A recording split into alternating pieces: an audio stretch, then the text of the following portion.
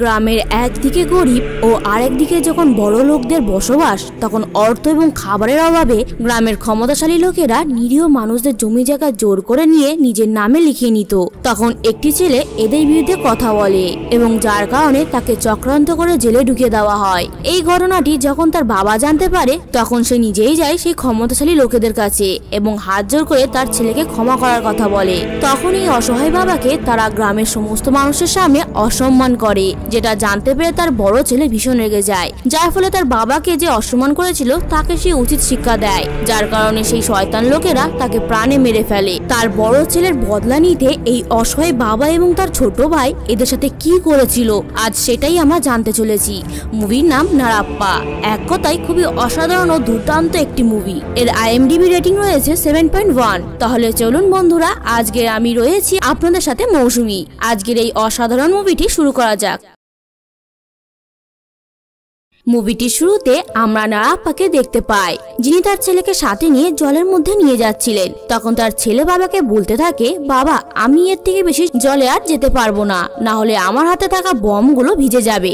তখন তার বাবা তাকে বলে, তোর মাটাও না খাবার সাথে বমটাও পাঠিয়ে দিয়েছে, ভেবেছে তোর মাতাল বাবা তোকে খেয়াল রাখতে পারবে না। এটা বলে আবার তারা দুজনে চলতে শুরু করে। তারপরে আমরা দেখতে পাই একটা পুলিশ গাড়ি রাস্তার উপর দিয়ে যাচ্ছিল। ঠিক তখন আমরা আরো 3 জন মানুষকে দেখতে পায়।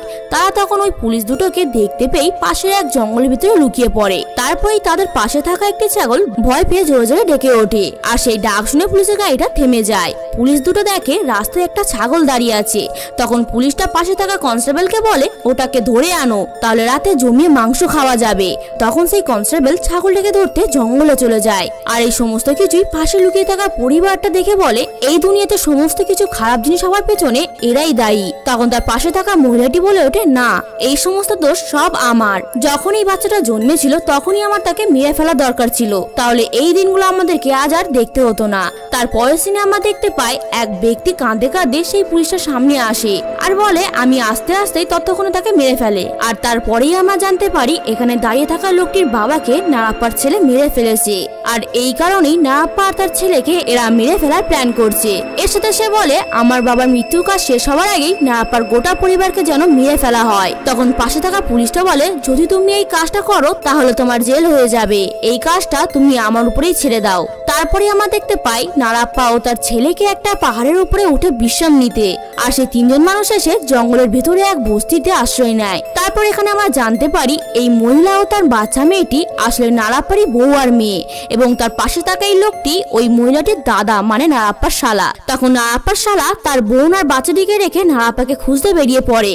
তারপরে আবার নারাপ্পাকে দেখতে পাই, যিনি তার ছেলেকে বলে, তোর খিদে পেয়েছে, আর তার হাতে থাকা একটি ব্যাগ দিয়ে বলে, এখানে তোর মা খাবার দিয়েছে, খেয়ে একটু ঘুমিয়ে পড়। আর এখান থেকে এই মুভিটার আসল গল্প শুরু হয়। এই গ্রামের মধ্যেই এক পাশে থাকতো নারাপ্পাদের মতো গরিব মানুষ, আর আরেক দিকে থাকতো পান্নুস্বামীর মতো ধনী ব্যক্তিরা।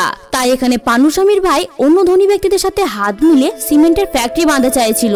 তখন তার দাদা তাকে বলে, তোর কাছে 60 একর জমি কম না, এতে হয়ে যাবে তোর। কিন্তু তার ভাই তখন বলে যে না, আমার আরো 3 একর জমি চাই। আর তখনই এই বাকি 3 একর জমির জন্য তার নারাপ্পার জমির উপরে নজর পড়ে। আর নারাপ্পার বড় ছেলে তখন তাদেরকে বলে, আমি আমার এই জমি তোমাদেরকে দেব না। আর এটা নিয়ে তাদের মধ্যে একটা বড় ঝামেলার সৃষ্টি হয়। তারপরে আমরা দেখতে পাই নারাপ্পার বড় ছেলেকে, যেখানে তাদের পরিবারের প্রত্যেকেই গরুর গাড়িতে করে যাচ্ছিলেন নারাপ্পার বড় ছেলের জন্য সম্বন্ধ দেখতে, যেখানে তার বড় ছেলে সাইকেলে করে সবার আগে আগে চলে যায়। এরপর মেয়ের বাড়িতে এসে নারাপ্পার বড় ছেলের মেয়েকে খুব পছন্দ হয় এবং তারা সকলেই কথাবার্তা পাকা করে সেখান থেকে চলে যায়। তখন তার বড় ছেলে সেখানে ইচ্ছা করে চাবি ফেলে আসে তার হবু স্ত্রীকে আর একবার দেখবে বলে। তারপরে আমরা দেখতে পাই নারাপ্পা এবং তার বড় ছেলে মানি ও তার ছোট ছেলে চিনাপ্পাকে তাদের ওই জমির উপরে বসে থাকতে। আসলে তারা জঙ্গলি শুয়োর মারার জন্য রাতে নিজেদের জমির মধ্যে একটি মাচার উপরে ঘুমাতো। তখনই তার ছোট ছেলে চিনাপ্পা একটি জঙ্গলি শুয়োরকে দেখতে পায়, যেটা তার দাদাকে বলে, এবং তারা সকলেই সেই শুয়োরটিকে মারার জন্য দৌড়াতে থাকে। তাদের সঙ্গে তাদের পোষায় একটি কুকুরও ছিল। ঠিক তখনই শুয়োরটি তারের বেড়ার নিচ থেকে পালিয়ে যায়, আর সেই কুকুরটি শুয়োরের পিছন করতে করতে সেই তারের বেড়ায় লেগে মারা যায়। আর এখানেই আমরা জানতে পারি এই লোহার তারের মধ্যে হাই ভোল্টেজ ভোল্টেজের কারেন্ট দিয়ে রেখেছে পাণ্ডুস্বামী। তখন তার পরের দিন এই ঘটনাটিকে নিয়ে পঞ্চায়েত বসানো হয় আর নারাপ্পার বড় ছেলে মানি তাদের পঞ্চায়েতের সামনে উচিত শিক্ষা দেয়, যেটির পর পাণ্ডুস্বামীর সমস্ত জমির কারেন্ট লাগানো বেড়াগুলোকে তুলে ফেলে দেয়, যার ফলে পাণ্ডুস্বামী নারাপ্পার বড় ছেলে মানির ওপরে ভীষণ রাগ জন্মায়। এরপর এই ঘটনাটি জানতে পেরে নারাপ্পা মানিকে বোঝাতে থাকে যে এইগুলো করিস না, কারণ ওরা বড় লোক, ওরা যে কোনো সময় যে কোনো ভাবে আমাদের ক্ষতি করতে পারবে। তখন তার বড় ছেলে রেগে বলে, ওদের টাকা আছে বলে কি আমাদের মতো গরিবদের যা খুশি তাই করবে? এটা আমি মেনে নেব না। এটা বলে মানি ঘর থেকে রেগে মেগে বাইরে বেরিয়ে যায়। তারপরে আমরা দেখতে পাই পাণ্ডুস্বামীর ছোট ছেলে এবং তার দলবল নিয়ে ক্ষেতের সামনে থাকা একটি কুয়োর মধ্যে দিয়ে অকারণে জল তুলতে থাকে। তখন নারাপ্পার স্ত্রী সেটাকে দেখতে পেয়ে প্রতিবাদ করতে আসলে তখন পাণ্ডুস্বামীর ছোট ছেলে নারাপ্পার স্ত্রীর গায়ে হাত তোলে। আর এই সবকিছু চিনাপ্পা দেখে তার দাদাকে গিয়ে সবকিছু জানায় এবং তখন সেই কথাগুলো শুনে সেখানে গিয়ে সবাইকে মারধর করে ও পাণ্ডুস্বামীরও ছোট ছেলেকে ভীষণ পরিমাণে মারতে থাকে। এই ঘটনাগুলো জানার পর জোর করে মানিককে জেলে ঢুকিয়ে দেয়। তারপরের দিন আমরা দেখতে পাই নারাপ্পা পঞ্চায়েতে এসে সমস্ত ঘটনাগুলোকে বলে যে কেন তার বড় ছেলে পাণ্ডুস্বামীর ছেলেকে মেরেছিল। সেখানে পাণ্ডুস্বামীও ছিল। যেহেতু পাণ্ডুস্বামীরা অনেক ধনী লোক, তাই পঞ্চায়েত থেকে বলা হয় কথার মাধ্যমে এটাকে মানিয়ে নিতে আর নারাপ্পাকে ক্ষমা চাইতে। আর তখন নারাপ্পা বড় ছেলেকে বাঁচাতে এতে রাজি হয়ে যায়।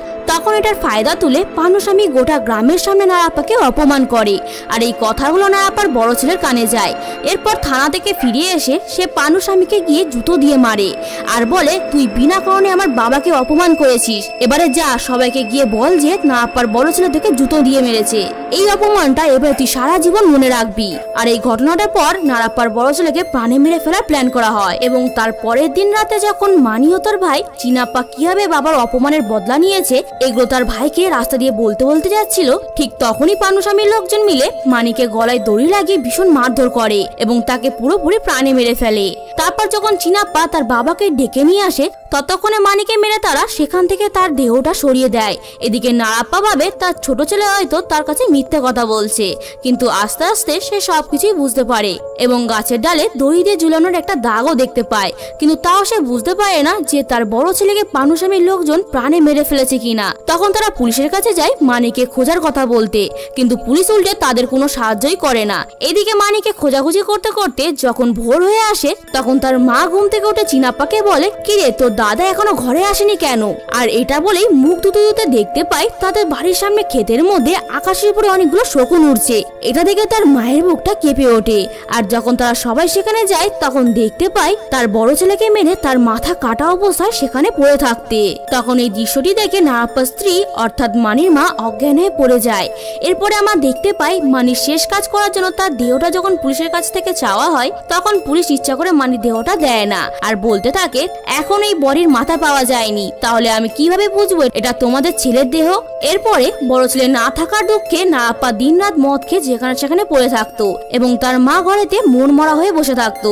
যেই কষ্টটা চিনাপ্পা একদমই দেখতে পারতো না, আর তাই তার মায়ের কষ্টটাকে দূর করার জন্য একদিন রাতে সে বেরিয়ে পড়ে আর সুযোগ বুঝে পাণ্ডুস্বামীর গলা এক কোপে উড়িয়ে দেয় আর পাণ্ডুস্বামী সেখানেই মারা যায়।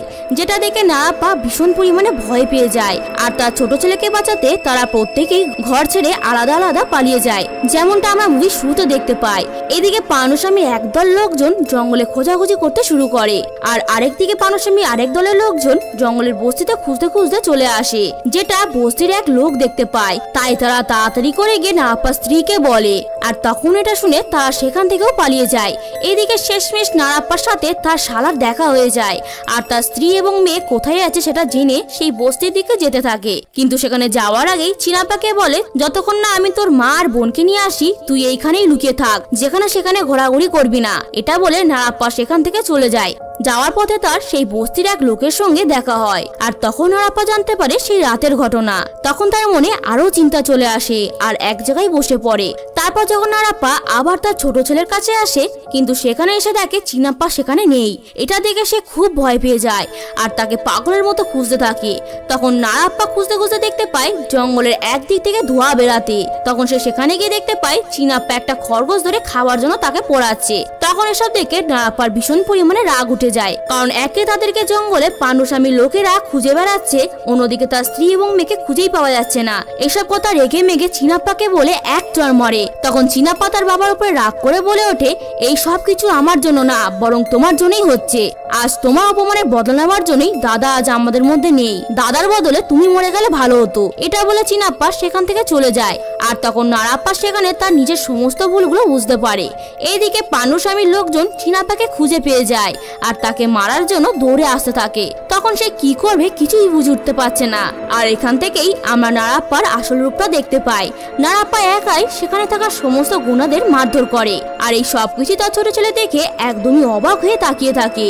তারপর যখন এই গুন্ডাদের হেড কালিয়ার সাথে ভীষণ পরিমাণে মারপিট হতে থাকে, তখন চিনাপ্পা তার বাবাকে বলে ওঠে, এই কালিয়াই আমার দাদাকে মেরেছে বাবা। কিন্তু তা সত্ত্বেও অনেক কষ্টে তার রাগটাকে সামনে কালিয়াকে না মেরে সেখান থেকে তার ছোট ছেলেকে নিয়ে চলে যায়। কিন্তু কেন নারাপ্পা তার বড় ছেলের খুনিকে না মেরে সেখান থেকে চলে গেল? আর তার স্ত্রী এবং ছোট মেয়ের কি হলো? তারা কি এখনো বেঁচে আছে, না তাদেরও মেরে ফেলেছে? এই সবকিছুই আমরা আপনাদের জানাবো এই মুভিটি নেক্সট পার্টে। তাহলে বন্ধুরা, আজকের এই মুভি এক্সপ্লেনটি আপনাদের কেমন লাগলো সেটা আমাদের অবশ্যই কমেন্ট করে জানাবেন। আর এরকম আরো মুভি এক্সপ্লেন পেতে চাইলে আমাদের চ্যানেলটিকে সাবস্ক্রাইব করতে ভুলবেন না।